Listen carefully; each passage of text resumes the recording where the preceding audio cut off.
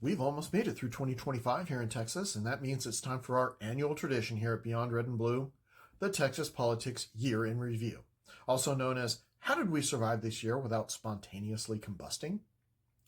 If you were wondering whether the Texas Legislature spent this year solving real problems like the power grid, property taxes, insurance costs, rural hospitals, or water shortages, then pull up a chair, because 2025 wasn't just a year. It was a 24/7 political escape room where every door led to another door. Every lock required a loyalty pledge, and every clue said, relax, we're just defending freedom.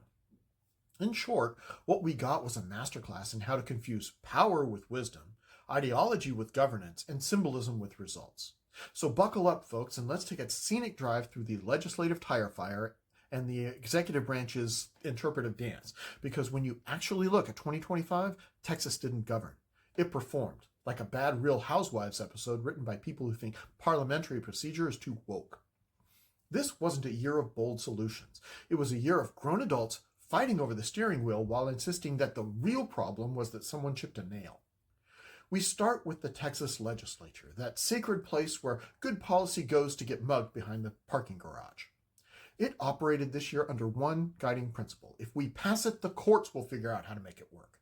And honestly, that one sentence alone explains about half of 2025. Let's start with the obvious. Texas entered 2025 paralyzed. Not by Democrats, not by judges, but by Republicans. That's right, the Texas Legislature's one-party control still managed to produce a civil war. Imagine a family reunion where nobody remembers why they're mad, but everyone's yelling anyway. Except instead of fighting over grandma's casserole recipe, they're fighting over who gets to control the speaker's gavel. And while they're busy reenacting Game of Thrones Bucky's edition, actual governance stood in the corner like, hey, water crisis, power grid, immigration courts, anyone? Bueller? Meanwhile, committee work stalled. Core infrastructure priorities, water, the grid, immigration enforcement, all got pushed to one side, and leadership energy went not into governing, but into internal dominance rituals usually only seen in nature documentaries. This wasn't ideological debate. This was palace intrigue with cowboy boots. And while Texas GOP leaders wrestled for power, Texas kept growing. Power grids stayed fragile, and water planning lagged behind basic population math. Then came mid-decade redistricting. You know, that once-a-decade ritual where politicians politely pretend that they're not picking their own voters by drawing maps shaped like everyone in the legislature spewed their lunch onto a canvas trying to recreate a Picasso painting. Except this time, it was in the middle of the decade. Not after a national census, not because of a massive population shift within the state, but because, well, the math was becoming inconvenient. Texas didn't just redraw maps. It picked a bar fight with the rest of the country. Interstate backlash, national scrutiny, lawsuits queued up like Bucky's bathrooms on a holiday weekend. Even people who normally ignore Texas politics started weighing in, not because we led, but because we overreached, with the confidence that only Texans can muster. And despite all of the rhetoric to the contrary, everyone already knew that this redistricting effort wasn't even remotely about representation. It was about locking power in amber. That's not conservative, that's not bold. That's just scared with a Sharpie. And then, just when you thought the culture wars might finally rest in peace, nope. They emerged from their graves like choreographed zombies in a music video and asked for another vote. Exhibit A, 10 Commandments in public schools. Senate Bill 10 gets passed. Governor Abbott signs it. The courts, predictably, immediately blocked it. Not because religion is bad, but because the First Amendment exists, and it's been there far longer than most of these talking points. You want kids to learn ethics? Great. Start with honesty, restraint, and not weaponizing faith as a government-issued loyalty test. Faith that requires government enforcement is just bureaucracy with hymns. Exhibit B, the $1 billion voucher program. Market choice? Good. Government picking winners with taxpayer money? That's not a free market. That's a state-sponsored shopping spree. This bill wasn't about freedom or liberty. It was about routing money through private pipelines while public schools continue to bleed. Let me put it this way. You can't claim to love free markets if you build your foundation from hand-selected, state-engineered subsidies and political IOUs. That's not capitalism, that's cosplay with an electric cattle prod. Exhibit C, culture war legislation nobody was asking for. Even though Texas voters repeatedly expressed that we are tired of the endless culture wars, the legislature still said, hold my beer. More abortion restrictions, more book bans, more gender-affirming care battles. Meanwhile, property taxes stayed high, infrastructure lagged, and the cost of living climbed. Texans were asking, hey, could we maybe talk about water or the grid or property taxes? Or no, we're too busy banning things. That's not leadership, that's classic avoidance with a bullhorn.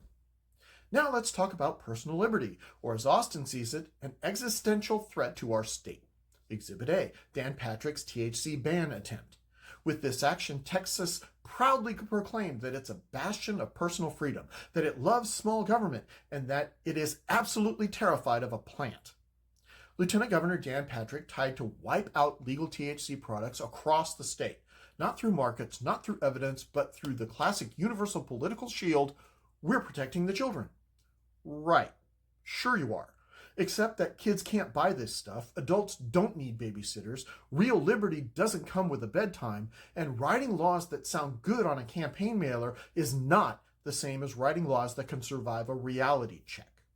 Exhibit B, Turning Point USA's Club America in high schools. This one matters because when the government nudges schools to host politically aligned clubs while excluding others and threatens non-compliance with tactics reminiscent of mafia enforcement, that's not free speech. That's state-endorsed ideology with a hall pass.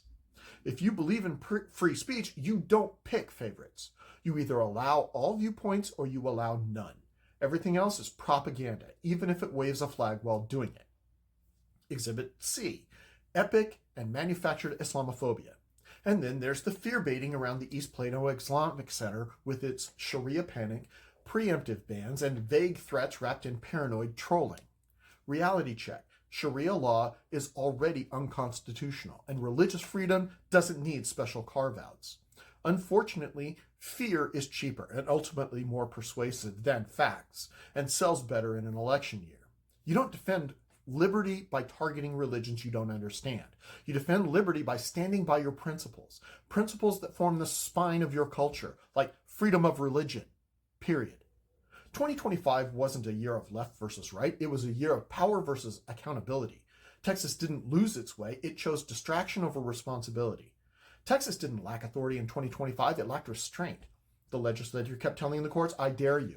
The executive kept telling local government, I double dog dare you. And everyone in Austin's halls of power dared voters to notice. Meanwhile, the grid is still fragile, property taxes are still brutal, insurance is still exploding, and rural health care is still collapsing. But hey, at least the culture war stayed fed. Liberty doesn't survive on slogans. Conservatism can't survive on fear, and one-party control doesn't survive contact with reality. If Texas wants to lead again, it starts by governing, not grandstanding. Texas doesn't need louder politicians. It needs more boring ones. The kind who read the Constitution, understand limits, respect courts, and don't treat governance like a cable news segment. Because liberty isn't loud, competence isn't viral, and freedom doesn't need rodeo clowns. I'm sure I missed a few legislative screw-ups. Texas gave us plenty to choose from. Drop the ones you think deserve an honorable mention and share this with someone who still thinks one-party control means efficient.